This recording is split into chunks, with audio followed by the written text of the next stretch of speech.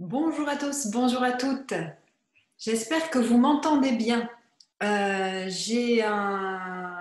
ne retrouve pas mon micro, donc j'espère vraiment que vous m'entendez bien. Je vais hausser la voix, hausser le ton pour que vous puissiez bien m'entendre. Alors, aujourd'hui, on va s'intéresser à un mandala. Au dernier moment, je l'ai changé. C'est un mandala que j'avais créé il y a 2 semaines et j'avais l'idée d'en proposer un autre autour de la métaphore et du symbole de Métatron. Et en fait, je suis partie sur un autre complètement. J'ai dit aujourd'hui, c'est pas celui-là, c'est celui qui est derrière. Alors c'est une autre énergie, c'est autre chose. Et justement, ce serait vraiment super intéressant qu'on puisse faire cet exercice d'introspection, d'observation du mandala tous ensemble et que je me rends compte que là, ce matin, puisqu'on est le matin, si, j'ai mon carnet quand même. J'ai eu une impulsion de faire une vidéo. Donc voilà, donc je la fais parce qu'en fait, j'avoue qu'il y a des moments où j'ai absolument pas l'énergie pour le faire, des moments où je l'ai, et en fait, je préfère montrer le côté où j'ai un peu plus de peps que des moments où c'est vraiment je tombe, je sombre dans quelque chose de difficile. Alors ça dure pas, c'est des moments d'émotion qui arrivent très fort. Alors je ne sais pas si vous c'est pareil, mais c'est vrai que j'ai été un petit peu secouée ces jours d'avant. C'était un peu difficile et j'avais l'impression que ça allait durer très longtemps. Et puis dans ces cas-là, c'est vrai que j'ai pas spécialement envie de partager des choses. J'ai plus envie d'être en introspection avec moi-même et de retrouver mes repères. Alors, comment moi je les retrouve? Eh ben, je les retrouve en essayant de me structurer intérieurement et d'aller puiser dans mes racines, en fait, le côté terrien. Et c'est là, en fait, où j'arrive à ressortir, à, à faire émerger cette énergie. Et c'est vrai que là, bon, j'ai pas l'habitude de raconter ma vie, mais je pense que là, ça pourrait être intéressant que je le partage parce que intérieurement, il y a quelque chose qui me vient et je me dis, bah, c'est intéressant de le partager. Euh, C'était mardi dernier, bah, d'un coup, j'ai eu une impulsion parce que je fais de la danse dans un endroit qui propose aussi de la danse africaine. Et, euh, et j'ai eu cette impulsion d'appeler la professeure en disant est-ce que ce soir il y a une place, est-ce que je peux tester la danse africaine. Et donc du coup j'ai testé. Ça a été en plus c'était de la danse avec des djembés, des percussions très fortes. Donc, quand j'ai commencé à suivre, puisque quand les percussions ont commencé, ils étaient trois à faire de la percussion. Et là, ça m'a créé chez moi quelque chose vraiment qui n'était pas cool du tout, parce que j'ai tendance à être bien ouverte là, mais en termes d'ancrage et en termes de... Ça ne veut pas dire que je ne suis pas ancrée, mais l'énergie de la Terre, je ne vais pas forcément la chercher d'emblée en fait. Donc, ça a été, bon, qu'est-ce que je fais là? C'était panique à bord parce que j'ai dit, soit je m'en vais parce que ça, dans l'énergie, ça déborde, je ne sais plus comment ça s'arrange à l'intérieur de moi, ou alors je rentre dans le jeu et je vais aller puiser les énergies de la terre, quoi. Et je vais aller chercher dans la racine de mes pieds et faire remonter l'énergie et rentrer dans le jeu de ça et dans le jeu du rythme, dans le jeu des mouvements. Et du coup, je suis rentrée dans le jeu. Et c'était génial. Je me suis éclatée à faire ça. Et en fait, je me suis dit que j'étais bien ouverte là, que du coup c'était un apprentissage sur moi, à me dire bah ouais en fait je suis bien ouverte là et j'ai de l'énergie aussi dans le bassin, mais il faut aller aussi puiser dans la terre et pas forcément que dans le cosmique.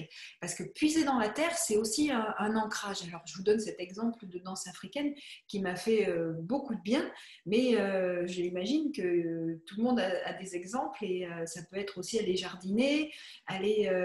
parce que moi, quand je vais dans la nature, en fait, je regarde les arbres, je regarde le ciel, je regarde la rivière qui passe, j'entends l'eau, et puis il y a les petits êtres célestes que je sens autour de moi, mais c'est toujours quelque chose de très éthérique.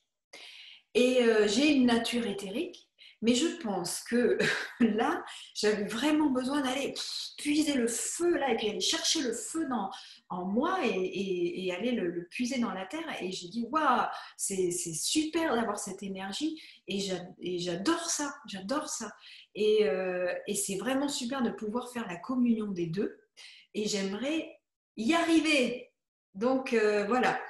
Mais c'est vrai que ça a été compliqué. Pardon, j'ai même pas éteint mon téléphone. Je suis complètement excitée ce matin.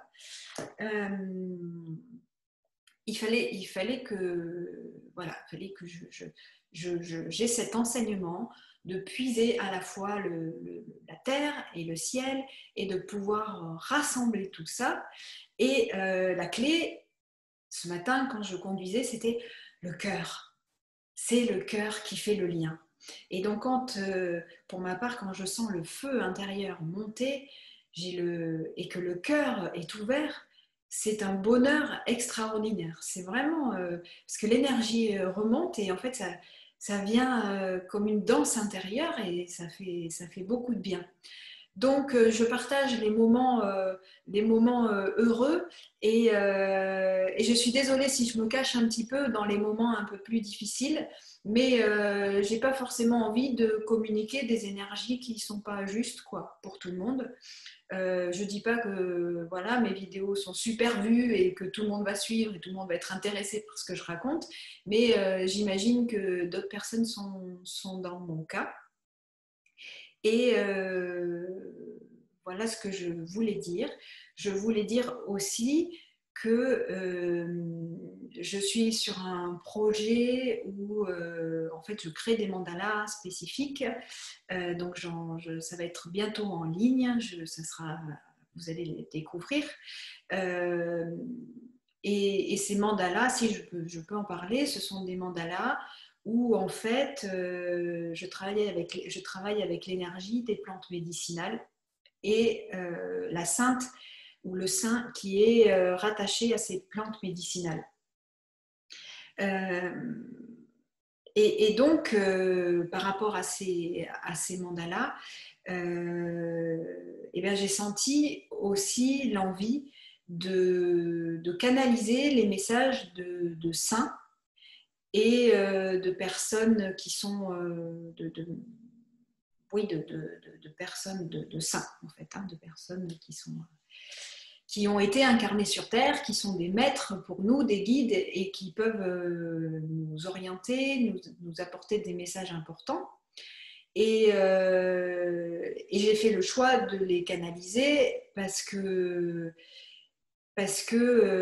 c'était pour moi quelque chose c'est comme si en fait j'avais occulté cette part intérieure en me disant, comme j'ai dit sur la dernière vidéo, que en fait je me sentais pas capable de canaliser des êtres d'une autre dimension et de parler en leur nom, d'exprimer par les mots ce qu'ils pouvaient communiquer. Je disais que c'était surtout par les mandalas, les couleurs, les symboles. Et en fait, c'est hier, je me suis dit, mais Lydie, c'est faux. Tu peux aussi les entendre. Et je le sais, mais j'ose pas le dire et j'ose pas le faire. Ou en tout cas, je le fais de manière détournée, je ne le dis pas directement. Pourquoi ? Parce que je me dis, mais qui je suis pour canaliser quelqu'un comme ça ? Et en fait, la question qui est venue après, et une question qui est venue très profondément en moi. Donc j'imagine que c'est une question qui venait de mon âme au plus profond en disant mais qu'est-ce que tu choisis, Lydie? Tu choisis de faire du bien ou tu choisis de justement te faire du mal en n'acceptant pas cette potentialité, cette capacité qui peut être partagée, qui peut faire du bien, parce que ce sont des messages extraordinaires. Et donc, ça peut faire du bien aux autres. Ça me fait du bien.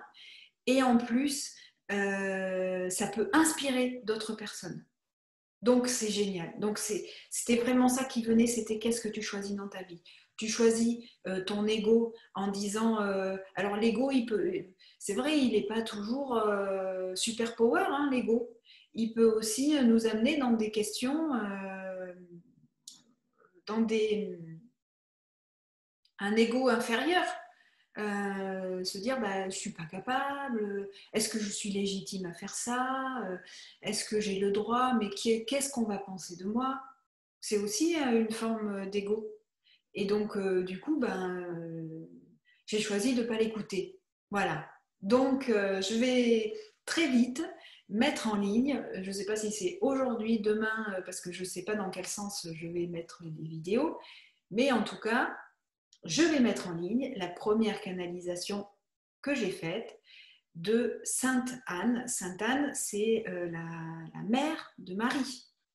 Donc c'est un message magnifique qui est plein d'amour. Et donc je choisis et je fais le choix de le mettre en ligne.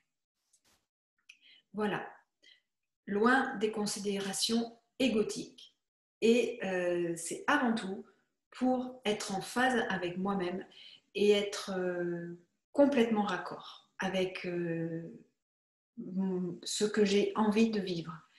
Parce que c'est vrai que c'est super de pouvoir recevoir des messages, être canal, c'est déjà extraordinaire, mais encore faudrait-il l'accepter, c'est-à-dire prendre pleinement conscience de ce potentiel, de cette potentialité.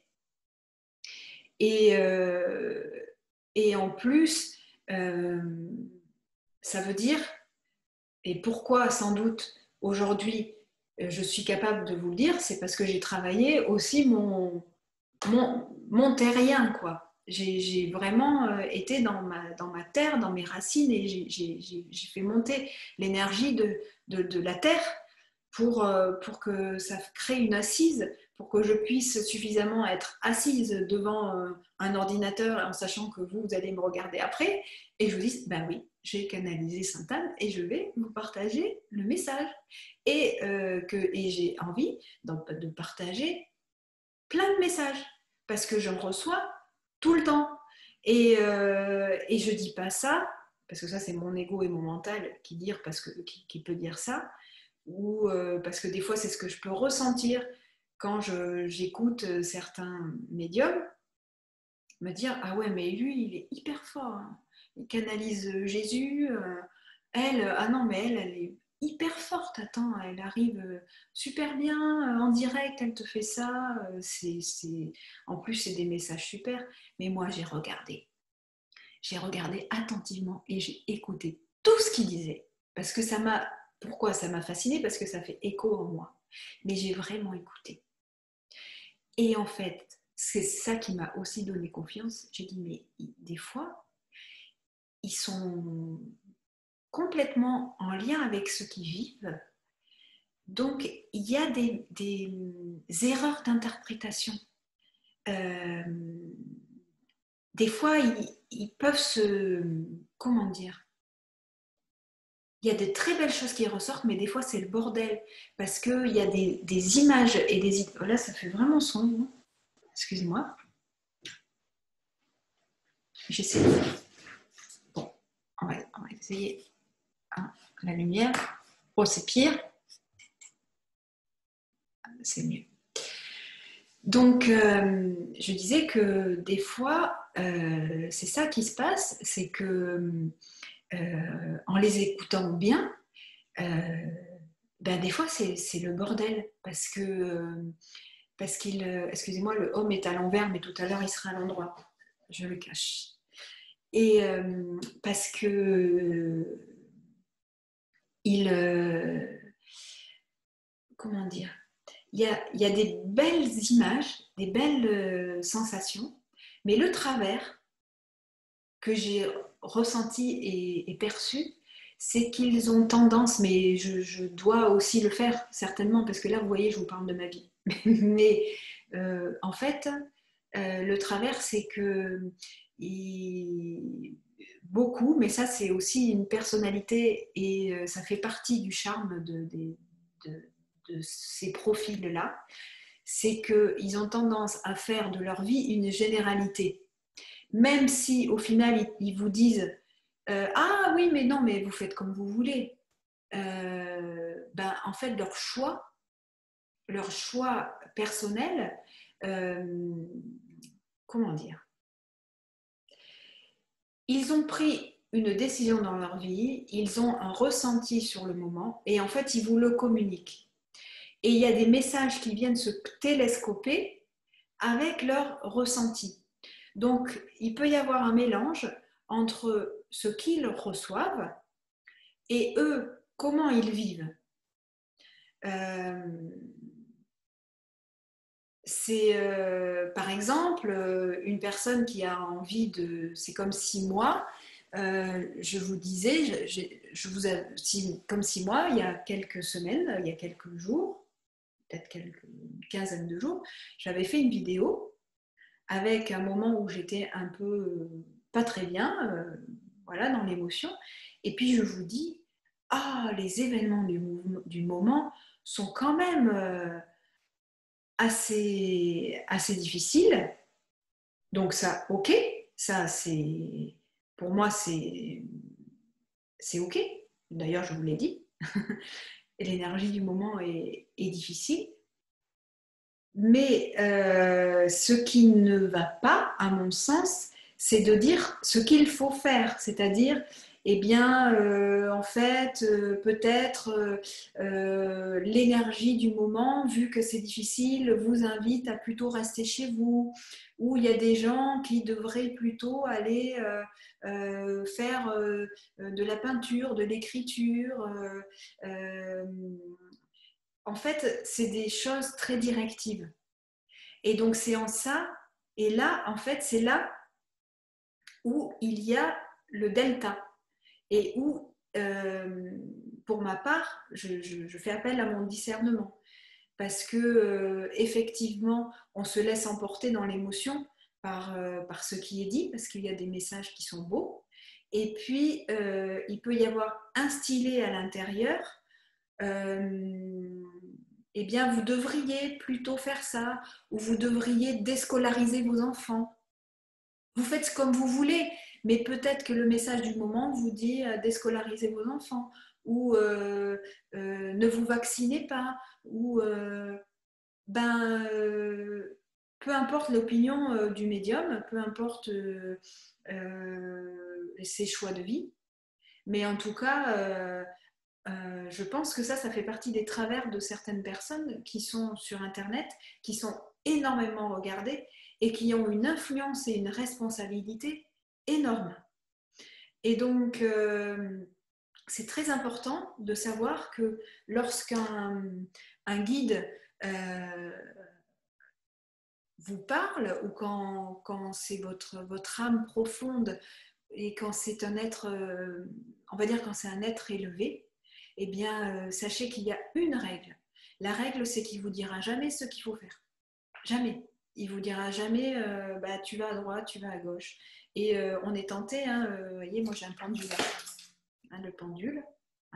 Eh bien, on peut très bien demander au pendule, alors aujourd'hui, est-ce que je vais faire les courses à 10h ou à 11h? Ou tiens, cette personne-là, voyons s'il faut que je l'appelle ou que je ne l'appelle pas. C'est super dangereux.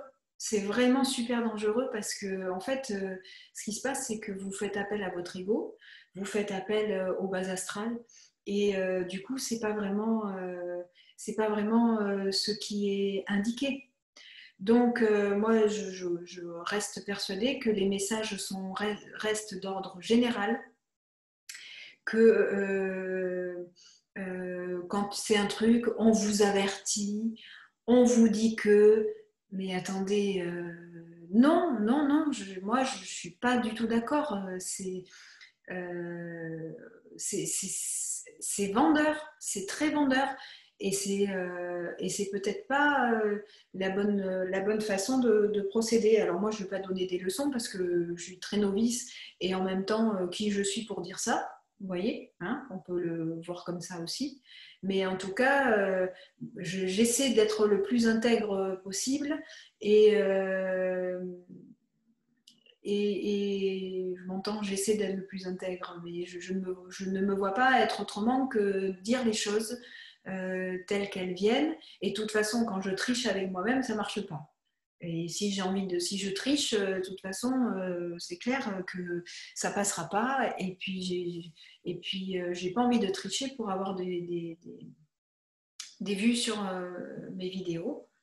Donc, je reste moi-même, voilà. Et j'avais envie de parler. Pourquoi? Parce que je trouve ça super intéressant de pouvoir partager, en fait, même si ben, on ne se connaît pas, ou certains d'entre vous, je les connais, et d'autres que je ne connais pas. Mais en tout cas, je trouve que c'est vraiment toujours super de pouvoir partager.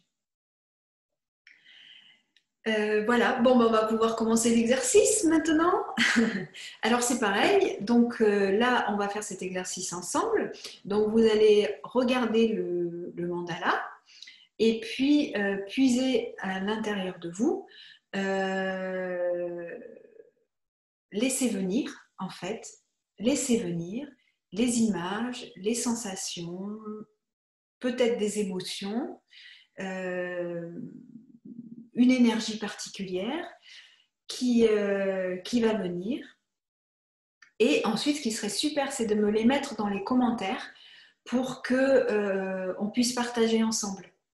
Voilà. Et donc cet exercice, c'est aussi pour donner confiance et pour aussi peut-être réaliser qu'on est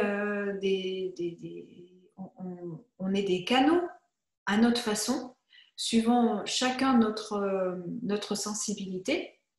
Et, euh, et voilà. Alors, moi, je vais l'écrire, mais après, vous pouvez juste le retenir ou l'écrire aussi si vous pouvez faire les deux. Moi, j'aime bien parce qu'en fait, en écrivant, ça me fait un. Parce que après, sinon, en fait, surtout, c'est que je ne me rappelle pas.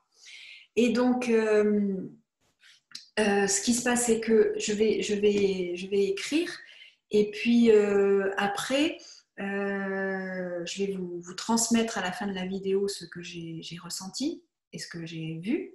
Et en tout cas, avant que je parle, peut-être vous pouvez faire pause si vous n'avez pas terminé. Voilà, eh bien, on va démarrer. En tout cas, je suis vraiment ravie de ce partage parce que je me sens à l'aise, chose qui était moins évidente dans les premières vidéos. Et puis, en plus, je trouve que c'est vraiment sympa parce qu'on n'a pas tous l'occasion de se rencontrer. Et donc, c'est sympa de pouvoir partager ses ressentis.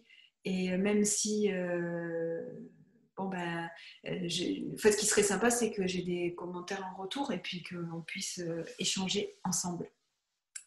Allez, on y va. Donc, vous laissez venir ce qui vient en regardant le mandala.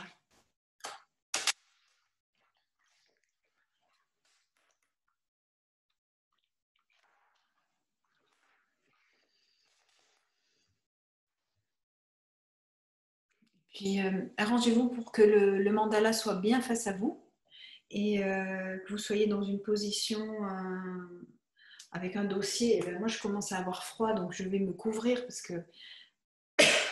qu'en fait, là, je sens que mon corps se refroidit. En canalisant, on a besoin de boire et puis on a besoin d'être vraiment à l'aise. Donc voilà, mettez-vous complètement à l'aise et puis on va canaliser ensemble.